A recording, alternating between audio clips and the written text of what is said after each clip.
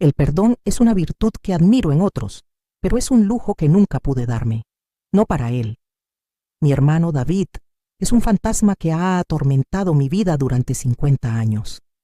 Desde la tarde en que asesinó a nuestro padre. Yo no lo vi. No necesité verlo. Mi madre, en su estado de shock, me lo contó todo. Ella oyó los gritos, la pelea, el sonido del cuerpo de mi padre golpeando el suelo del granero.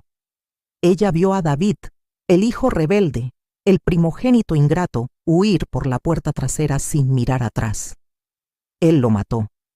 Mi hermano mató a mi padre por una discusión, por dinero, por su propia oscuridad, y desapareció del mundo. Nos dejó atrás con la vergüenza, el dolor, y una madre que nunca más volvió a ser la misma.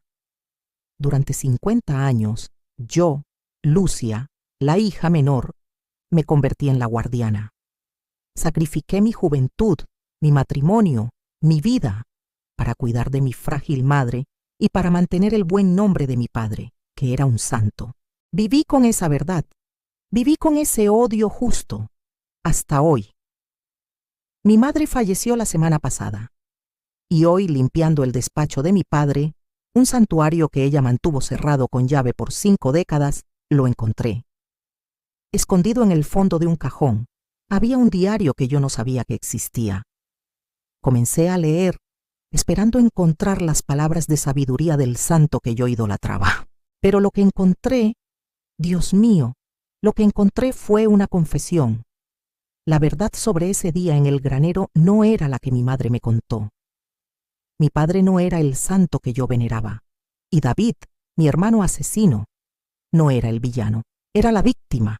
Y allí, en esas páginas amarillentas, comprendí la verdad que me desgarró el alma. Toda mi vida odié al hombre equivocado. Para entender el tamaño de mi rabia, necesitan entender el tamaño de mi amor. Mi padre, don Héctor Méndez, no era un hombre común, al menos no para mí. En nuestro pequeño y devoto pueblo, él era el pilar. Dueño de la cooperativa agrícola, un hombre de peso en la iglesia, el hombre al que todos buscaban para un consejo, para un préstamo, para un apretón de manos firme. Era la definición del honor. Yo, Lucia, era su sombra, la hija menor, la princesa de papá. Yo lo idolatraba. Veía el mundo a través de sus ojos. El trabajo era sagrado, la fe era incuestionable, y la reputación de la familia lo era todo. Nuestra familia era un retrato en la pared de la sacristía. Mi padre, el patriarca justo. Mi madre, Amelia, la esposa perfecta, dulce, frágil como una porcelana, siempre a su lado, siempre apoyándolo. Y nosotros los hijos. Yo, la hija devota, y él, David. David era mi hermano mayor, y él era nuestra falla, nuestro secreto vergonzoso. Donde yo era obediencia, David era rebeldía. Donde yo era la luz de la sala, él era la tormenta afuera. Era 2 años mayor, pero parecía de otra familia. Tenía un temperamento explosivo, una terquedad que desafiaba a mi padre en cada esquina. No quería saber nada de la cooperativa, no quería saber nada de la iglesia. Quería el mundo, quería la capital, quería dinero fácil, quería la vida que mi padre llamaba pecaminosa. Las peleas entre ellos dos eran el sonido de fondo de mi adolescencia. Eran truenos que sacudían nuestra casa perfecta. Necesitas asumir tu responsabilidad, David, tronaba mi padre. Eres el primogénito. Este apellido pesa. Yo no pedí este apellido, gritaba David de vuelta. No quiero tu pueblo, no quiero tu cooperativa, no quiero tu vida mediocre. Ingrato, eres un ingrato, respondía mi padre. Y yo, desde mi cuarto, oía todo y mi corazón se llenaba de desprecio por mi hermano. ¿Cómo podía tratar así al mejor hombre del mundo? ¿Cómo podía ser tan ciego, tan egoísta? Mi madre intentaba apaciguar. Héctor es joven, susurraba ella. David, por favor, respeta a tu padre. Pero ella era demasiado débil para ellos. Siempre terminaba llorando, y yo iba a consolarla, mi odio por David creciendo con cada lágrima que ella derramaba. La situación financiera, yo lo sabía, Se estaba poniendo difícil. Una sequía terrible había golpeado el estado.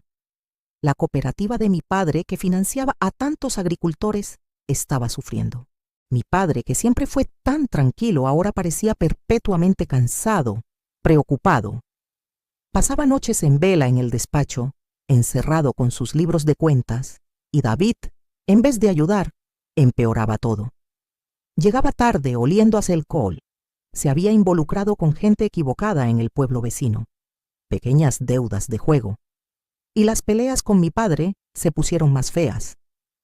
Ahora ya no eran sobre el futuro, eran sobre dinero. «¡Me estás matando, David!», oí gritar a mi padre una semana antes de que todo sucediera. «Nos estás llevando a la ruina con tus deudas, tu arrogancia».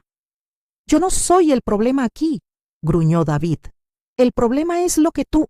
Mi madre cerró la puerta de la cocina, impidiéndome oír el resto. «No te metas, Lucia, cosas de hombres». Yo veía a mi padre envejecer 10 años en 6 meses. La culpa era de David. El estrés que le estaba causando era visible.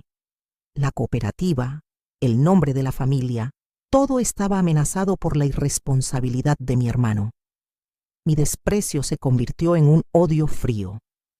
Entonces llegó el día de la tragedia. Yo tenía 16 años. La mañana comenzó como cualquier otra, tensa, silenciosa. David no había dormido en casa. Apareció para el desayuno, con el rostro ajado, los ojos rojos. Mi padre ni siquiera lo miró. Simplemente se levantó, tomó su sombrero y le dijo a mi madre: «Voy al granero. Necesito arreglar la escalera del desván». Mi madre me pidió que fuera a la farmacia en el pueblo, a buscar un remedio para su dolor de cabeza. Un dolor de cabeza que yo sabía se llamaba David. Salí de casa alrededor de las 10 de la mañana, y cuando salí, oí el inicio de otra pelea. David había seguido a mi padre hasta el granero. Oí su voz, alta, rabiosa: «Tenemos que hablar de esto ahora». Y la voz de mi padre, aún más fuerte: «Cállate, no tienes derecho». Sacudí la cabeza asqueada, y me fui. Fui al pueblo rumiando mi odio, deseando que David simplemente desapareciera de nuestras vidas para siempre.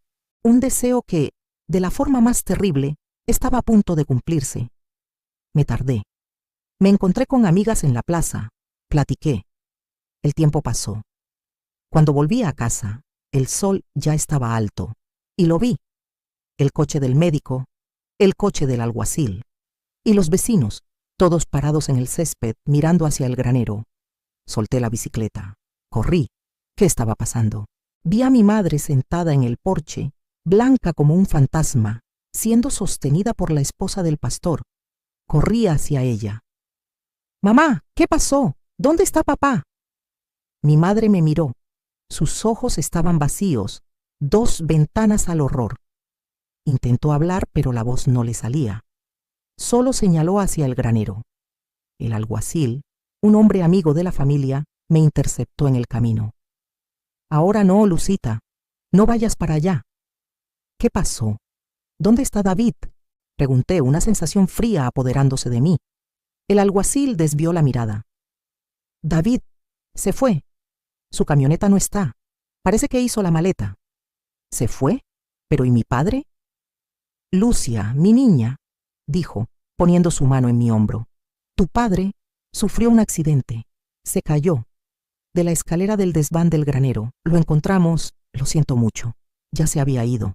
No grité, no lloré. Simplemente me di la vuelta y caminé, en trance, de regreso hacia mi madre. La escena que había dejado esa mañana volvió con la fuerza de un tren. Los gritos: «Tenemos que hablar ahora. ¡Cállate!». David había seguido a mi padre al granero. Pelearon, y ahora mi padre estaba muerto, y David había huido. Me arrodillé frente a mi madre, la mujer frágil, rota. «Mamá», susurré, mi cuerpo entero temblando. «¿Qué pasó? Dime la verdad». Y ella, mi madre, me miró, sus ojos vacíos finalmente enfocándose en los míos, y dijo las palabras que se convirtieron en mi sentencia, mi verdad absoluta durante 50 años. «Fue David, mi hija. susurró temblando.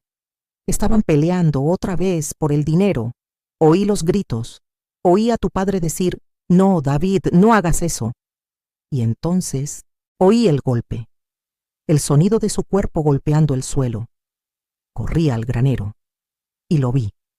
Vi a tu padre caído y vi a David en la escalera mirándome con ojos de un loco.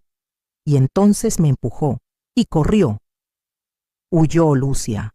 Él lo mató. Él mató a tu padre y huyó. Las palabras de mi madre cayeron sobre mí como la propia losa del granero. Él lo mató. Huyó. No lloré. No grité. El shock fue tan profundo que secó mis lágrimas y congeló mi voz. Simplemente sostuve a mi madre, esa pobre figura temblorosa, y la llevé adentro, lejos de las miradas de los vecinos y del cuerpo de mi padre. En ese momento, mi infancia terminó. A los 16 años, me convertí en la matriarca. El funeral fue una tortura silenciosa. El pueblo entero asistió. Mi padre, don Héctor Méndez, el pilar de la iglesia, el pilar de la comunidad, siendo enterrado como un santo trágico, muerto en un terrible accidente. Y mi hermano, David, el primogénito, el heredero, desaparecido. Los susurros eran ensordecedores. ¿Dónde está David? Huyó, dicen.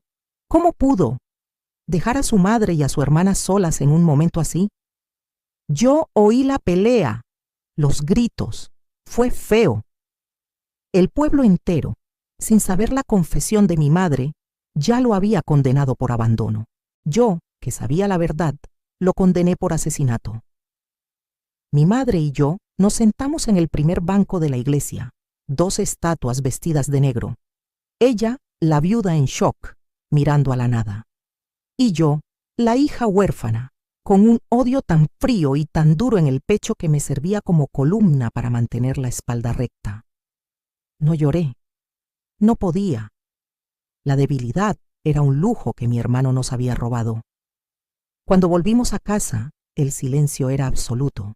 El alguacil vino, hizo algunas preguntas más. Mi madre repitió la historia que acordamos. Un accidente. Debió resbalar, pobrecito. Pero para mí, ella confirmó el horror. No podemos contar la verdad, Lucia, me susurró esa noche, con los ojos llenos de terror. Un suicidio, un asesinato, el nombre de tu padre, la cooperativa. Estaríamos arruinadas. David nos destruyó y huyó. Nuestro deber es proteger lo que queda. Proteger lo que queda. Esa frase se convirtió en mi evangelio. Mi madre, Amelia, nunca más fue la misma. La mujer dulce y frágil que yo conocía se desmoronó. El shock, el dolor, la traición de su propio hijo fue demasiado para ella. Se convirtió en una sombra dentro de la casa. Dejó de salir, dejó de sonreír. Pasaba los días sentada en la mecedora de la sala, mirando por la ventana, con un rosario en las manos, pero sus labios no se movían. El médico dijo que era melancolía profunda. Hoy lo llamarían depresión severa. En esa época era solo tristeza. ¿Y yo? Yo tenía 16 años. Debería estar preocupada por vestidos, por el baile de la escuela, por el muchacho de la farmacia que me sonreía. Pero todo eso murió junto con mi padre. La cooperativa, el imperio de mi padre, estaba a la deriva. Las deudas de la sequía eran reales. Los acreedores comenzaron a aparecer. Veían a una viuda en shock y a una adolescente. Eran como lobos oliendo sangre. Fue entonces cuando mi odio por David encontró su verdadero propósito. No era solo un sentimiento, era una herramienta. No iba a dejar que ese desgraciado ganara. Podía haber matado a mi padre y huido, pero no iba a matar su legado. Con 17 años, dejé la escuela. Marché a la cooperativa, me senté en la silla de cuero de mi padre, esa que olía a su tabaco y a su loción. Llamé a los gerentes, hombres mayores que me habían visto crecer. Doña Amelia no está bien, les dije, con una voz tan firme que me asustó a mí misma. Hasta que se recupere o hasta que... el otro asunto se resuelva, yo estoy al mando. Intentaron argumentar. Hablaron de consejos, de ventas, de bancarrota, pero no conocían el fuego que el asesinato de mi padre y la traición de mi hermano habían encendido en mí. Era hija de mi padre. Había aprendido a leer un libro de contabilidad antes de aprender a bailar. Comenzó allí mi larga vigilia, mis 50 años de sacrificio. Mi vida se convirtió en un ciclo de sol a sol.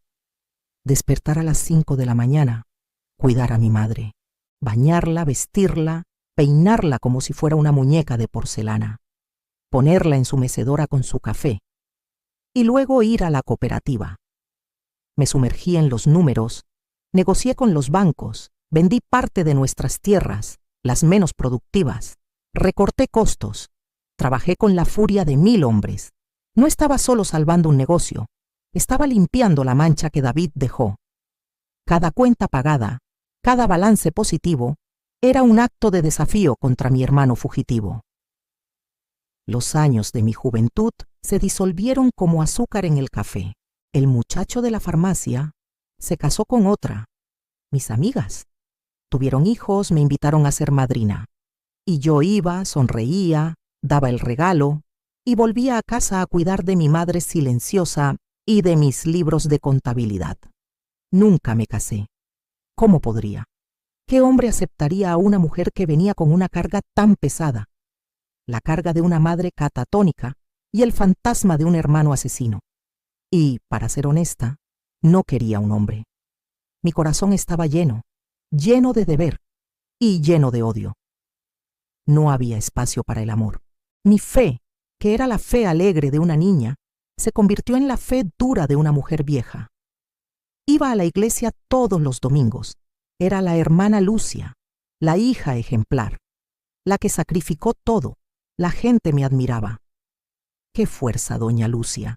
¿Qué sería de su madre sin usted? Y yo aceptaba su admiración como mi paga. Mi oración era una sola. No pedía felicidad. No pedía un esposo. Pedía justicia.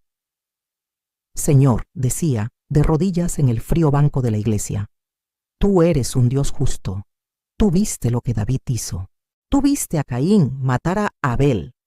Donde quiera que esté, que tu mano pese sobre él, que no conozca la paz, que pague por lo que nos hizo. Era una oración terrible, pero era la única que tenía, y era la que me daba fuerzas para levantarme al día siguiente, década tras década, los años 70, 80, 90.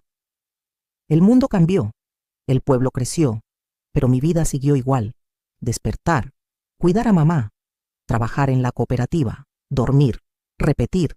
Salvé la cooperativa, la hice próspera. El nombre Méndez volvió a ser sinónimo de honor, pero ahora era mi honor, el honor que yo construí sobre la ruina que David dejó. Mi madre y yo envejecimos juntas.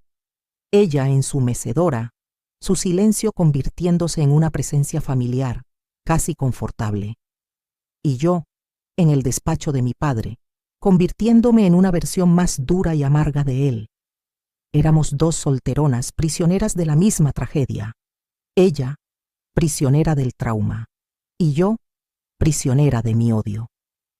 Nunca más supe de David. Ninguna carta, ninguna noticia, como si se lo hubiera tragado la tierra, y para mí, eso era la prueba de su culpa. Un hombre inocente lucharía, un hombre culpable huye. Hasta la semana pasada. Mi madre enfermó. Su cuerpo, que sobrevivió durante 50 años en piloto automático, finalmente comenzó a apagarse. Dejó de comer. El médico vino. Es el fin, doña Lucia. Ella simplemente se está rindiendo. Me senté a su lado, como lo había hecho toda mi vida. Sostuve su mano. Estaba tranquila. Había hecho mi trabajo. La había protegido. Había honrado a mi padre. Había vencido a David. Estaba en coma desde hacía 2 días, pero anoche despertó. Abrió los ojos y por primera vez en 50 años me miró, con claridad, con lucidez y con un terror que me heló el alma.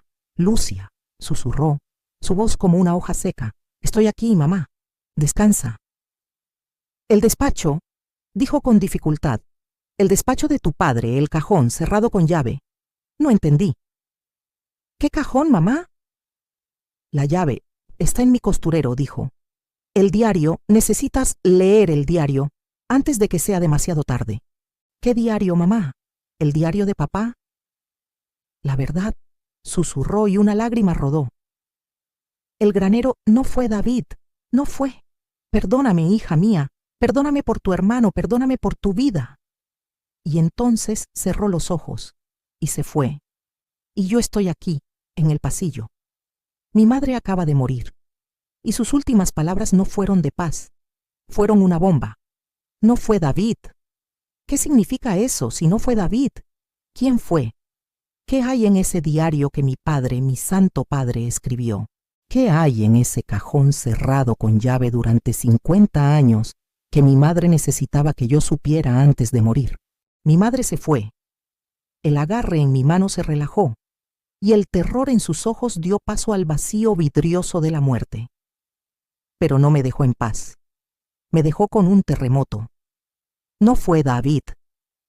Me quedé allí, sentada, paralizada, mientras el médico venía y certificaba la muerte, mientras las enfermeras entraban y salían, preparando su cuerpo con una delicadeza profesional. El mundo seguía moviéndose, pero el mío se había detenido. Esas 3 palabras eran como ácido, disolviendo el suelo bajo mis pies. Si no fue David, ¿quién fue? ¿Y qué, en nombre de Dios, era ese diario?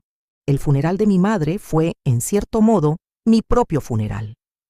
Todo el pueblo vino, por supuesto. Recibí las condolencias. Ahora era yo la huérfana. La última de los Méndez en este pueblo. La gente me abrazaba, decía palabras de consuelo. Usted fue una santa, doña Lucia, una hija como ninguna otra. Cuidó de su madre enferma durante 50 años, después de todo lo que su hermano hizo. Cada palabra de elogio era un cuchillo en mi conciencia. Acepté esa corona de mártir durante 5 décadas. Me alimenté de ella. Mi sacrificio era mi identidad. Mi rabia justa contra David era mi pilar. Y ahora, las últimas palabras de mi madre habían pateado ese pilar. Yo no era una santa. Y si ella estaba en lo cierto, yo era la mayor de las tontas. O la peor de las pecadoras por haber odiado a un inocente.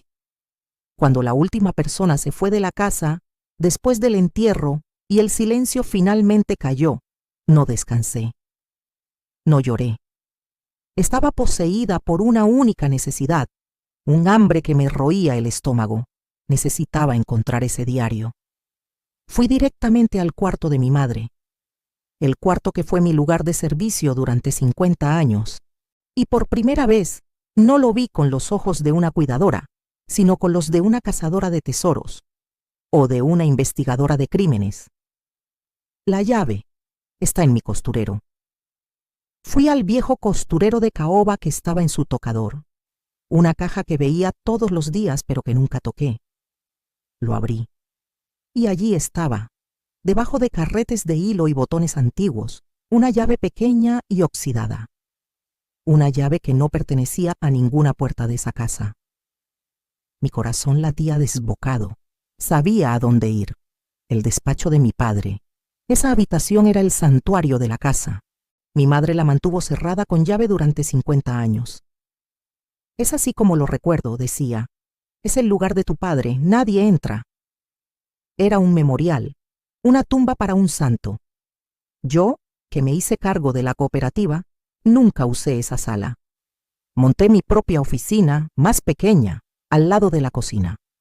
El despacho de mi padre era demasiado sagrado, demasiado doloroso.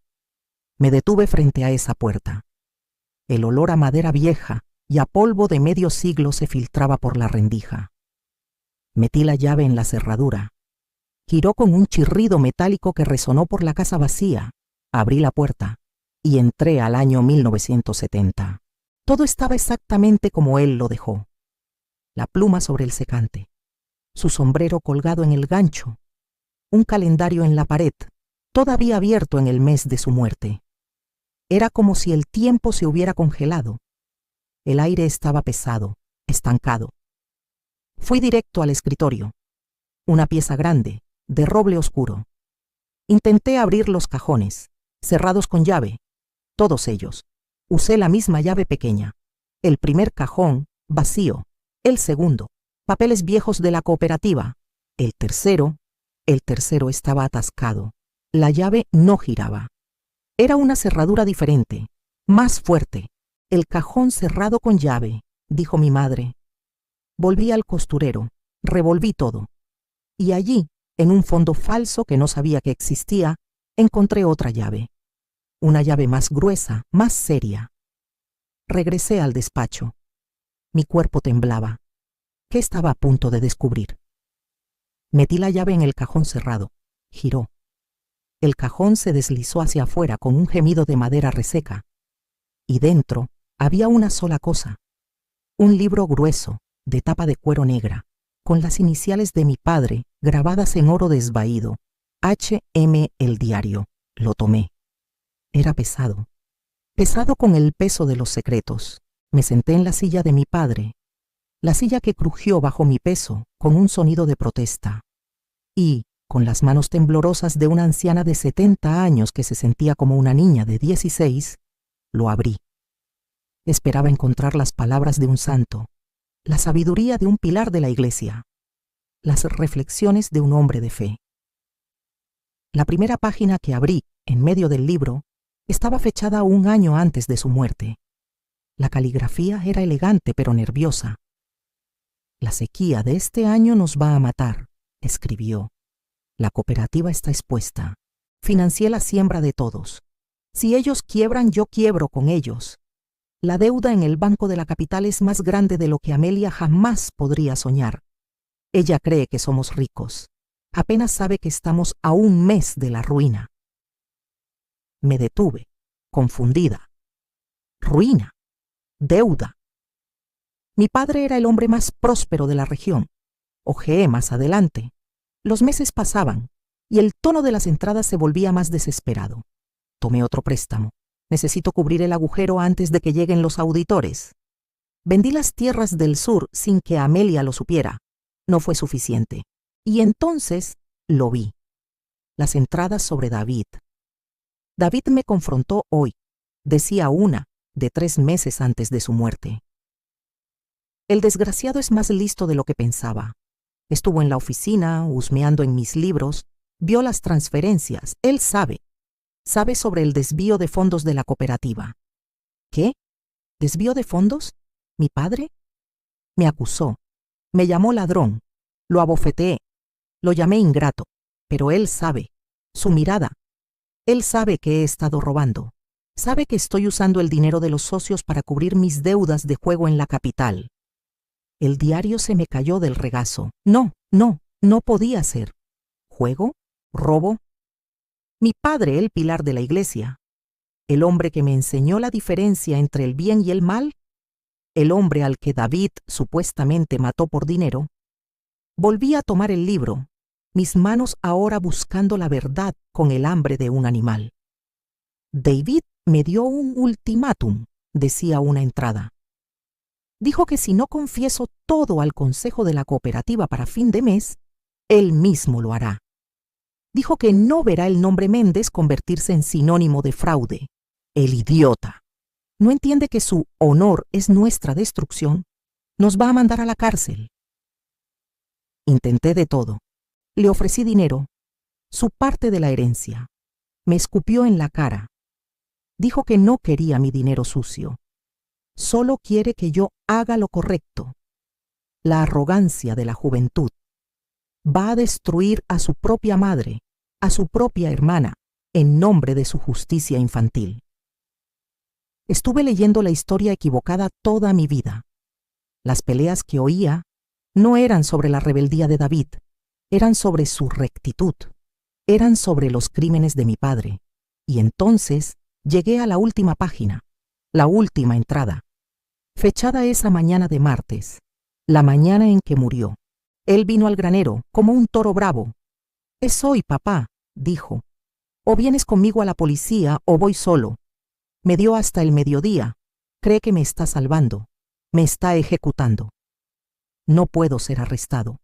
No puedo ver el rostro de Amelia, de mi Lucia, cuando sepan que el hombre que admiran es un ladrón, un adicto al juego, un fracasado. No puedo soportar la vergüenza. David, con su justicia ciega, no entiende eso.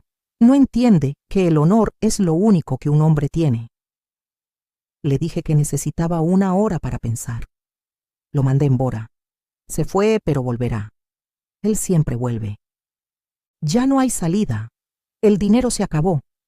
La confianza de mi hijo se acabó. Estoy al final del camino, pero no iré a la cárcel. No viviré para ser el monstruo a los ojos de mi Lucia. Hay una última cosa que puedo hacer, un último acto de un hombre quebrado. El seguro de vida. Es grande, cubre todo. Cubre el agujero en la cooperativa y aún deja suficiente para que Amelia y Lucia vivan bien, pero el seguro no paga en caso de suicidio. Dejé de respirar, pero un accidente, continuaba la carta. Un accidente en el granero. Un hombre se cae de una escalera. Eso es una tragedia. No es un pecado, no es un crimen. Es una forma limpia de salir. Es el único legado que me queda, mi muerte, para pagar mis deudas. Adiós, mis queridas, que Dios me perdone. La carta, el diario, terminaba allí. Me quedé paralizada. Mi padre se mató. Se mató para escapar de la vergüenza, de la cárcel, y para que su muerte pareciera un accidente, para que pudiéramos recibir el dinero del seguro. El hombre que yo idolatraba era un ladrón, un jugador y un suicida. El hermano que yo odiaba era el héroe. David era la víctima. Él fue el único que intentó hacer lo correcto, y como recompensa fue exiliado, maldecido por mí, por mi madre. Espera, mi madre, su confesión. Oí los gritos, él lo empujó. Pero el diario decía que David se había ido, que el padre estaba solo cuando lo decidió. La historia de mi madre, su último aliento. Dios mío. La historia de mi madre era una mentira. Mi padre se mató. Mi madre debió encontrar el cuerpo, y quizás el diario. Y ella, la mujer frágil, la porcelana, tomó una decisión. Ocultó el suicidio, ocultó el robo, protegió el honor de su esposo. Y para hacerlo, para que el accidente fuera creíble, para que el pueblo nunca sospechara, necesitaba un culpable. Y usó al hijo que ya era un problema. Usó a David y me usó a mí, la hija devota. Me susurró la mentira, sabiendo que mi dolor y mi odio justo harían el resto. Me transformó en la testigo de la culpa de mi hermano. Mi vida entera. Mi sacrificio de 50 años, cuidando de mi madre traumatizada, no fue un sacrificio. Fue una manipulación. No estaba protegiendo a una víctima. Estaba sirviendo de coartada para la arquitecta de la mayor injusticia de todas. Ella no estaba rota por el trauma. Estaba callada por el cálculo. Odié a David durante 50 años y era inocente. Amé a mi madre durante 50 años y ella fue la verdadera villana. Es un lugar aterrador, mi amigo, mi amiga. Descubrir que tu mayor virtud fue, en realidad, tu mayor pecado. Que la historia que te cuentas a ti mismo, la que te hace sentir bien, es la mayor de las mentiras. Te miras al espejo y ya no sabes quién está ahí. La víctima, el villano, o solo un tonto que desperdició toda una vida. Y tal vez tú que me escuchas cargas con un juicio así. Una certeza sobre alguien que te hirió, una historia que te define, pero ¿sabes la historia completa? ¿Estás seguro de que eres la víctima? Si esta historia, sobre una verdad que estuvo escondida durante 50 años, te está haciendo cuestionar, te pido un favor. Deja tu like, para que este mensaje de que la verdad es más complicada de lo que nuestro orgullo nos deja ver, pueda alcanzar a otros. Y, por favor, dinos, ¿desde qué ciudad y país nos estás viendo? Queremos saber hasta dónde llega esta ancla de esperanza. Y suscríbete al canal, porque juntos necesitamos aprender a tener misericordia del juicio ajeno. pues no sabemos las batallas que el otro libró. Me quedé allí, en esa casa silenciosa, y mi nueva realidad comenzó a asentarse. La rabia por mi padre y la traición de mi madre eran inmensas, pero no eran nada comparadas con la nueva emoción que se apoderaba de mí. Una culpa aplastante. No la culpa por la huida de David, sino la culpa por haber sido yo el motivo por el que él nunca pudo volver. Si yo, su hermana, lo odié con tanta fuerza, ¿qué esperanza tendría con el resto del mundo? Mi madre construyó la mentira, pero fui yo, con mi odio, quien la mantuvo viva. El diario de mi padre probaba su crimen, pero no probaba la inocencia de David ante el mundo. El mundo solo tenía la historia que mi madre y yo contamos. David, ¿dónde estaría? ¿Seguiría vivo? Tendría 72 años. ¿Habría construido una nueva vida? ¿O murió en la miseria, solo, cargando la marca de asesino de su propio padre? Sabía lo que tenía que hacer. Mi sacrificio no había terminado. Solo estaba cambiando de dirección. Ya no le debía nada a la memoria de mi padre, ni a la mentira de mi madre. Se lo debía todo a mi hermano. Mi penitencia ya no era cuidar de una madre frágil. Era encontrar a un hombre quebrado. No sé si él puede perdonarme. Ni siquiera sé si quiere ser encontrado. Pero necesito intentarlo. Necesito mirarlo a los ojos, si es que aún vive, y decirle la única frase que importa, la única verdad que quedó en todo esto. David, perdóname. Tú eras el héroe, y yo fui la villana. Cuando el último invitado del funeral de mi madre se fue, la casa se sumió en un silencio que, por primera vez, era mío. Pero no era un silencio de paz. Era un silencio de vergüenza. Yo, Lucia Méndez, la santa del pueblo, la hija ejemplar, era un fraude. Mi vida entera de sacrificio se había construido sobre el pedestal de mi propio orgullo farisaico. No sacrifiqué nada por mi madre. Usé a mi madre como excusa para mi odio y usé mi odio como excusa para mi vida vacía. El diario de mi padre estaba sobre mi mesa. La prueba de que el hombre que yo idolatraba era un ladrón y el hermano que yo maldije era un héroe. Pasé una semana encerrada en esa casa, en esa prisión de recuerdos falsos. Lloré. Lloré por los 53 años perdidos. Lloré por la juventud que desperdicié, no cuidando a mi madre, sino alimentando un resentimiento que me envenenó. Lloré por mi padre, no por su muerte, sino por su debilidad. Lloré por mi madre, no por su fragilidad, sino por su fuerza terrible y cruel.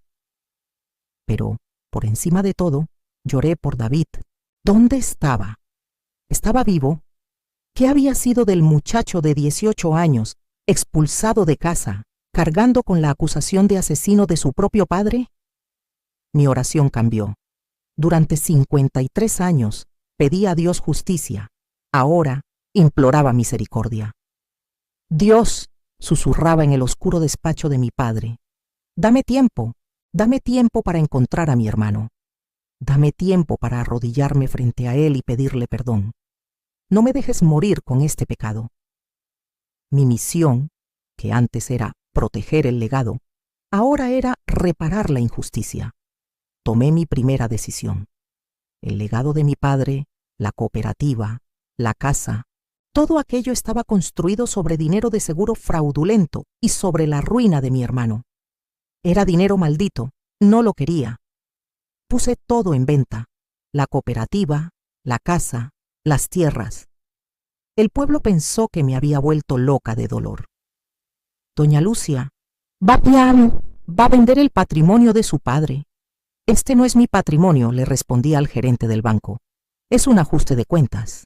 En 3 meses liquidé todo. El honor de la familia Méndez, que mi madre protegió con tanta ferocidad, yo lo deshice en dinero. Y con ese dinero tenía un único objetivo. Contraté a un investigador privado, el mejor que el dinero podía pagar, un hombre de la capital que no tenía lazos con nuestro pueblo.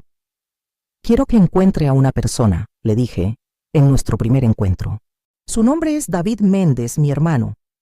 Desapareció hace 53 años. El investigador me miró con lástima.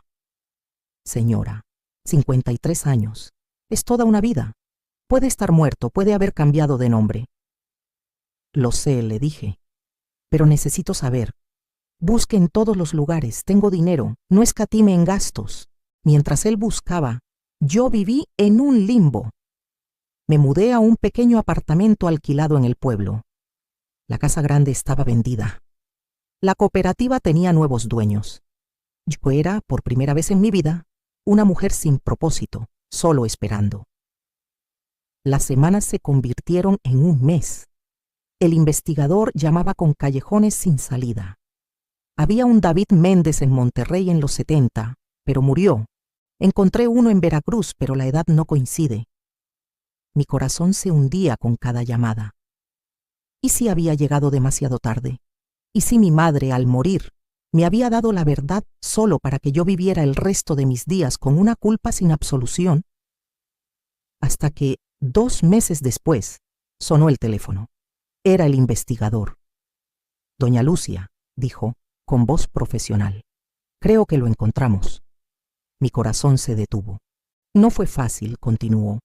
Cambió su nombre, no legalmente, pero socialmente. Dejó el Méndez.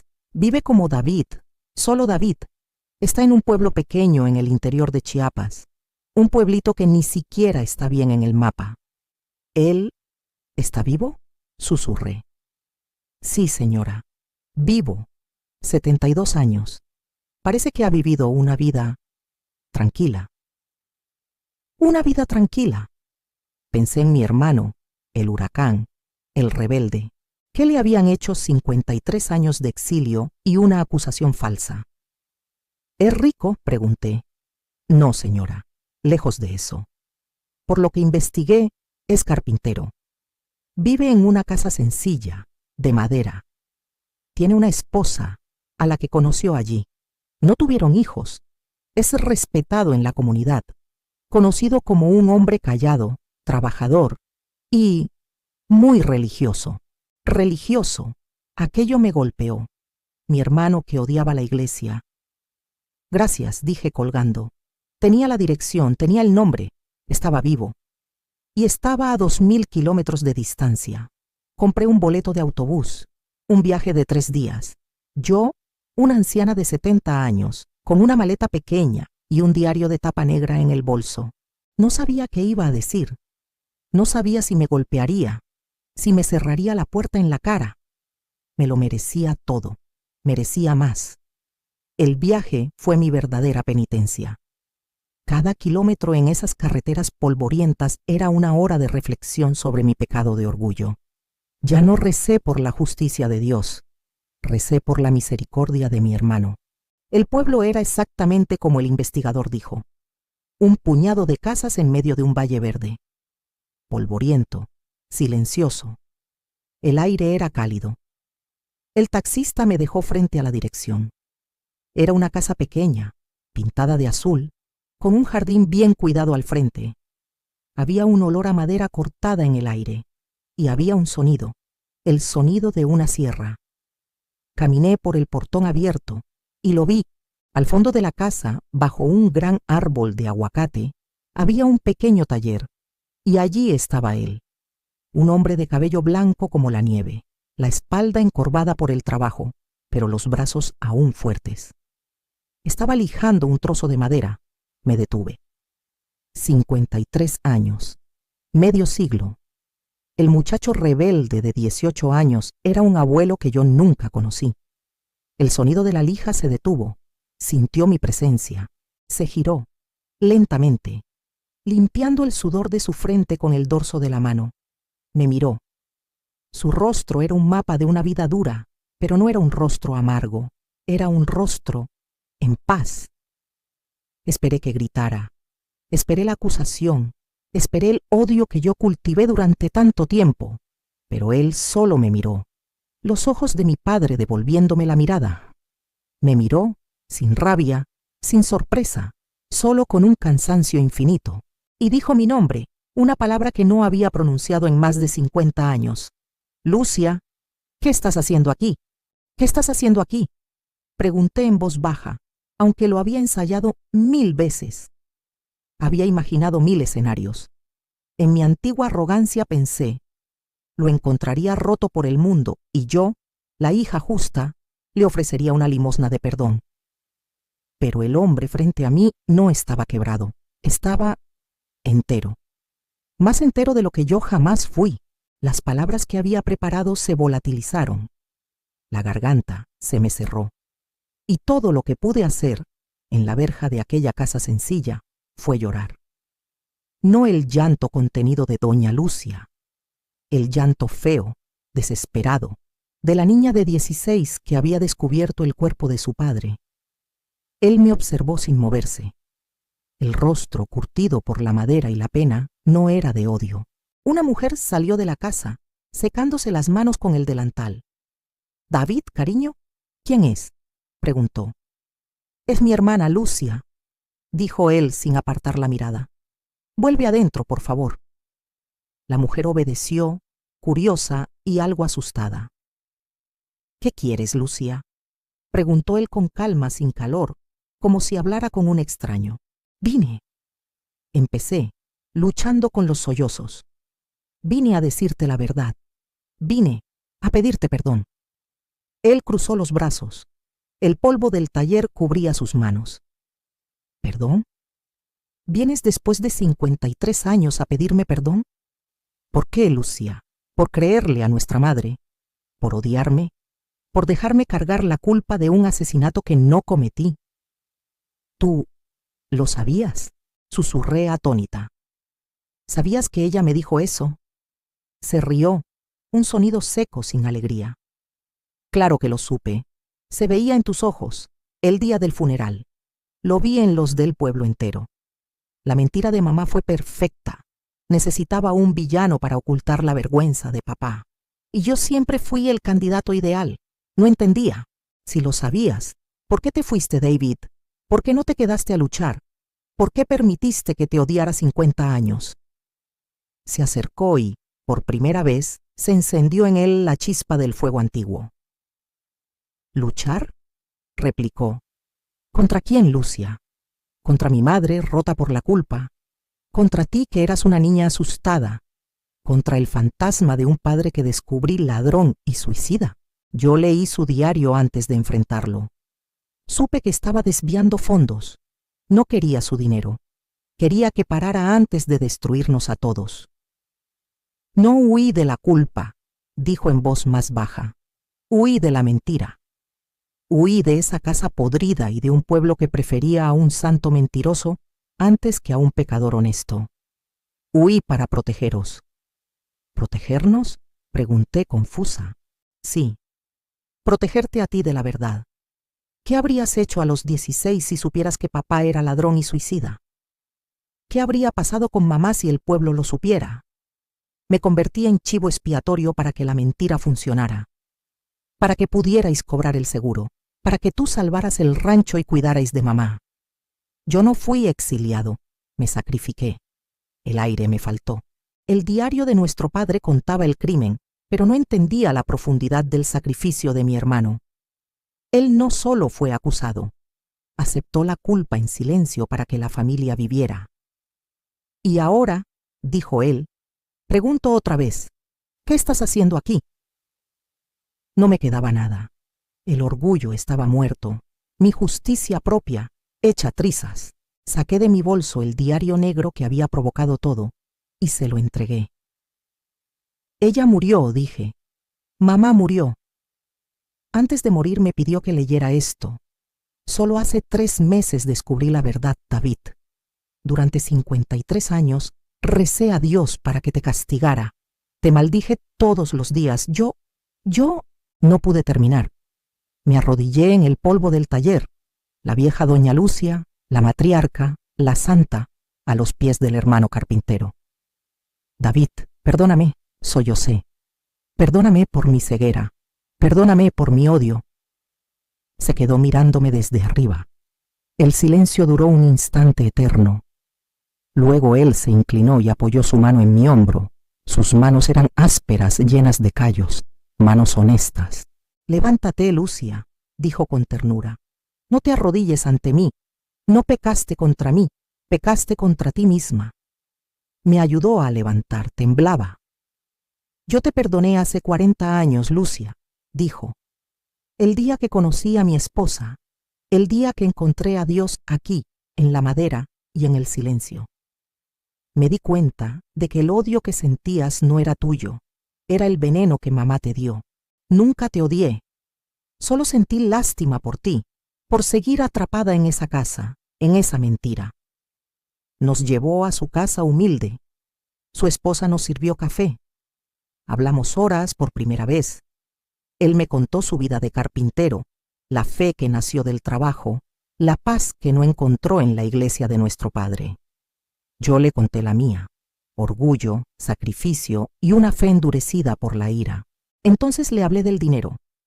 Vendí todo, dije, la cooperativa, la casa, el dinero del seguro, obtenido con la mentira de mamá, es suyo, por derecho. Es lo que papá le robó. Le ofrecí el cheque, el fruto de años de trabajo nacido de una mentira. David miró el cheque y luego me sonrió. De verdad, por primera vez. No quiero ese dinero, Lucia, dijo apartándolo. No lo necesito. Tengo mi taller, a mi esposa, mi fe. Soy rico de otra manera. Ese dinero no es mío. Es sucio, sí, pero también es caro. Algo tan caro debe ser usado para algo bueno.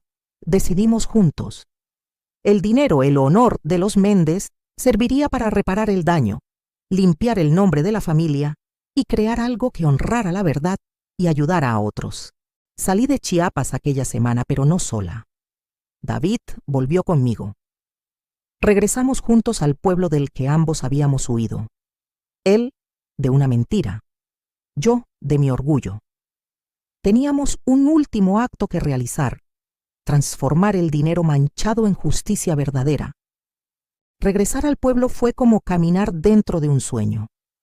Yo, doña Lucia, la matriarca de hierro, la solterona que todos respetaban y temían, y a mi lado, un hombre callado, de cabello blanco y manos de carpintero, a quien nadie reconoció. Era mi hermano, David, un fantasma que regresaba después de 53 años. Nos hospedamos en el único hotel de la plaza, y en cuestión de horas, el pueblo entero era un hervidero de chismes. ¿Quién es ese hombre? ¿Por qué doña Lucia vendió todo? ¿Qué está pasando? Yo no les debía explicaciones. Mi única deuda era con David. Nos sentamos en la plaza, esa misma plaza donde yo jugaba de niña y donde las amigas me abandonaron, y trazamos el plan.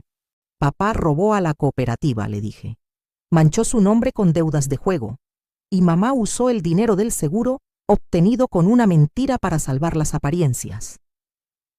Y yo huí, dijo David, para que esa mentira pudiera funcionar y para que tú, Lucia, pudieras sobrevivir.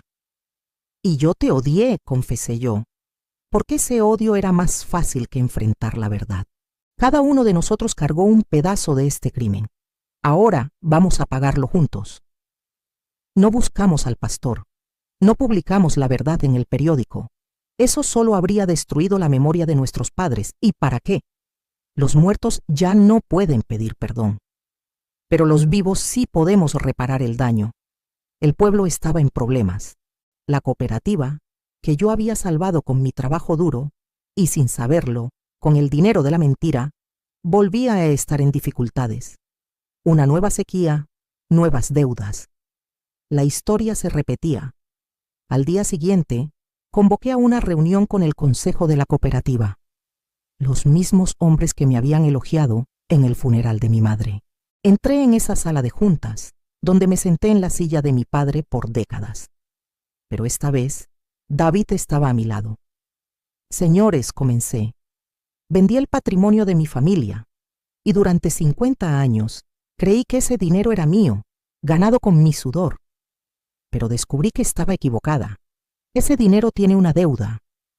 Les mostré los libros, no el diario secreto, pero sí los libros de contabilidad que mi padre falsificó. Les mostré el desvío de fondos original.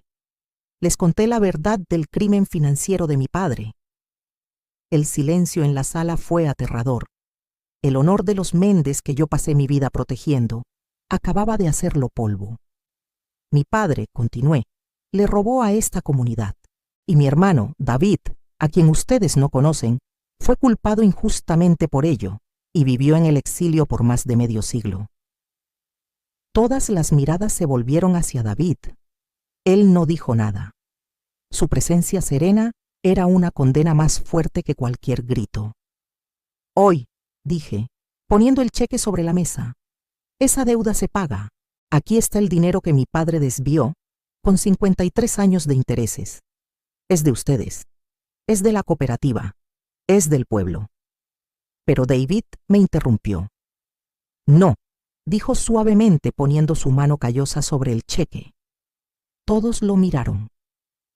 Mi hermana y yo no vinimos a pagar una deuda con dinero, dijo David. El dinero solo pudre las cosas como pudrió a mi padre. Vinimos a pagar una deuda con trabajo, con un legado.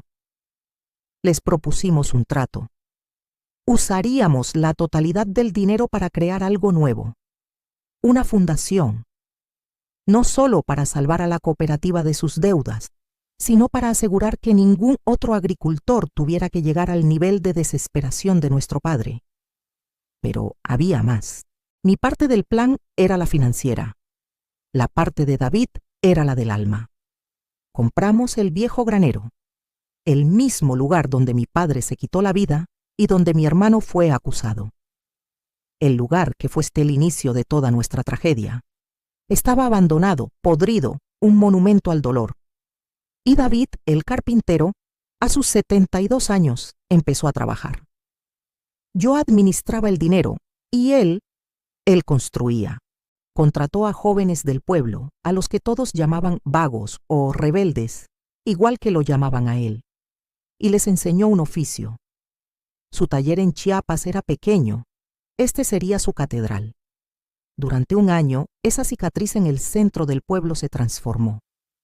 David, con sus manos, transformó el lugar de la muerte de nuestro padre en un lugar de nacimiento.